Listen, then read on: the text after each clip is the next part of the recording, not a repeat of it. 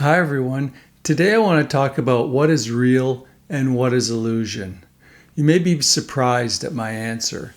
In this talk, I will dive directly into exploring what is real and what is unreal, and why we so often do not see the real.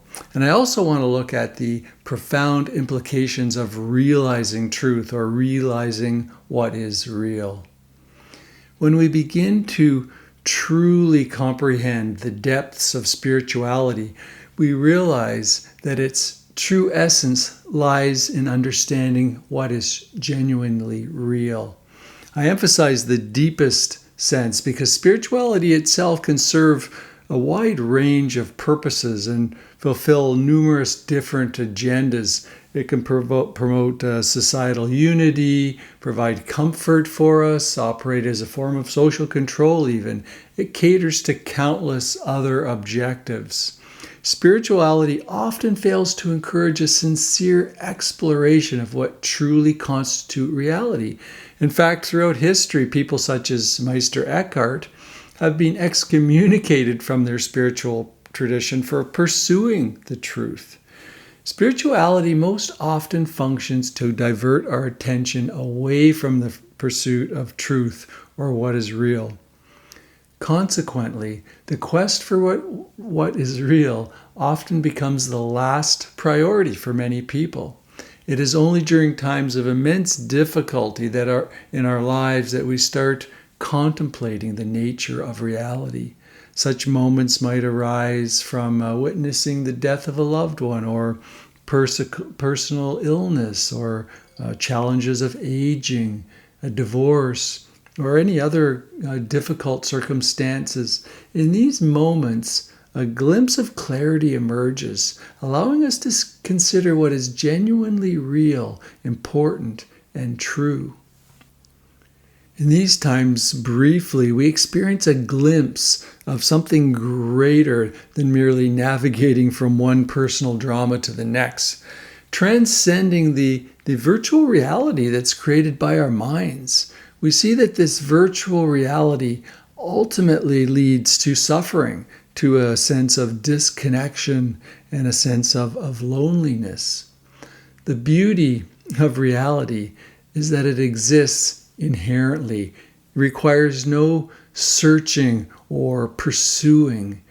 It is the only thing that truly exists, while everything else is but a dream or an illusion. This distinction is advantageous because living, breathing, and existing in reality is the ultimate state.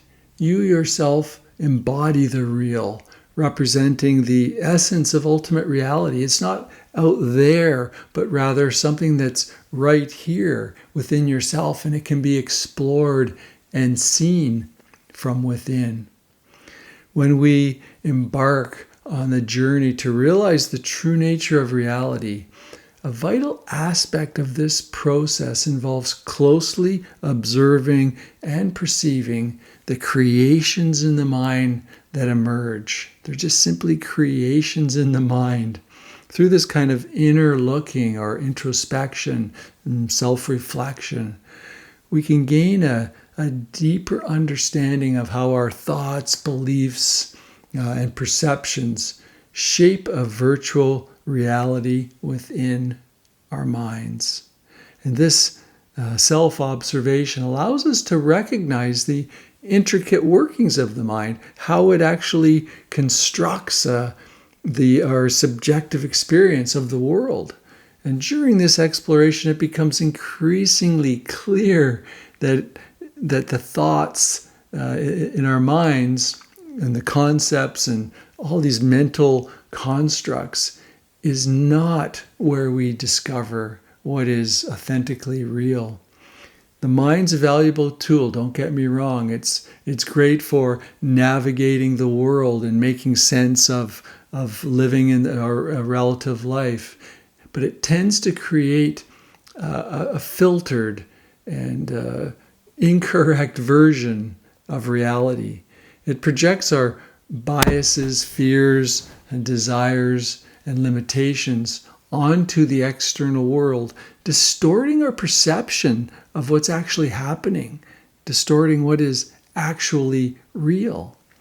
And as we come to this profound realization, it marks a significant turning point in our lives.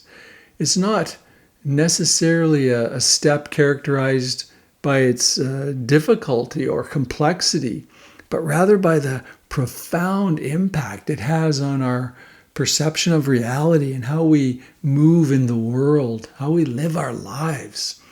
This understanding strips away the illusory layers created by the mind, revealing a deep truth that lies beyond all mental constructs. It invites us to explore and connect with a more fundamental, unfiltered experience of reality, really transcending the limitations imposed by our thoughts and beliefs. And this shift in perspective opens the door to a greater sense of clarity, authenticity, and a deeper connection with life, with the true nature of existence. One might assume that this realization should be incredibly obvious. After all, it's what is true. It's so clear that none of us could have overlooked it, but we all do. It seems logical that anyone with any modicum of common sense or basic intelligence would have long ago recognized that our thoughts do not equate to reality. Merely, we can see this in examples, merely thinking about water will not quench our thirst, or fantasizing about going to New Zealand will not transport us there, or daydreaming about being a rock star will not actually make it happen. Yet despite this seemingly obvious truth, human beings seem to be trapped in the illusions and constructions, the virtual reality of the mind. The implications of knowing what is real are immense. Human beings primarily derive their perception of reality from their minds and their personal psychology. We determine what is good or bad, right or wrong, based on concepts and narratives that are constructed within our minds. When the realization dawns upon you that by its very nature, none of this mental construct, none of these thoughts and perceptions can be true reality, it becomes clear that it will cease to exist when the functioning of the body, when the functioning of the brain ceases. While the mind may serve practical purposes and be useful at times, it has nothing to do with what is genuinely real. Again, minds are valuable tools, but they can also be burdens when they're seen as true, and I guess they're misused, you could say. What is real? The essence of spirituality is the core of inquiry. It is the essence of a vibrant human existence filled with vitality and life force. It involves coming to the realization of what is genuinely real. It means recognizing your true nature separate from the narratives that your mind imposes upon you. Once you awaken to this reality, you become completely connected and consciously aware, consciously at one with the true nature of existence. Throughout history, this process has been referred to awakening, for it is the awakening to what is truly real. It's akin to waking up from a dream in the middle of the night and suddenly realizing that the dream was not real, even though it felt entirely real just moments before. If it was a nightmare, you may feel relief knowing it's not real. If it was more of a pleasant dream aligned with your desires, you may want to return to the blissful unreality. Nevertheless, there is an immediate understanding that what you once considered real was in fact an illusion.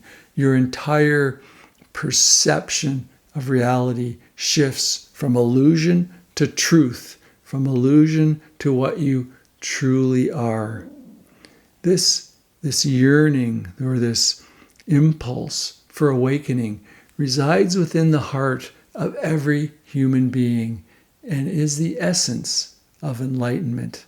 If you would like to join our weekly Sangha or meditation group, I'll leave a link below. We meet on Zoom Thursday nights at 7 p.m. Eastern Standard Time. And I have a free ebook, which is really a comprehensive guide to the entire process of awakening. And I'll leave a link in the description for that as well. I hope you found this video helpful, and thank you for your attention. And I hope to see you soon.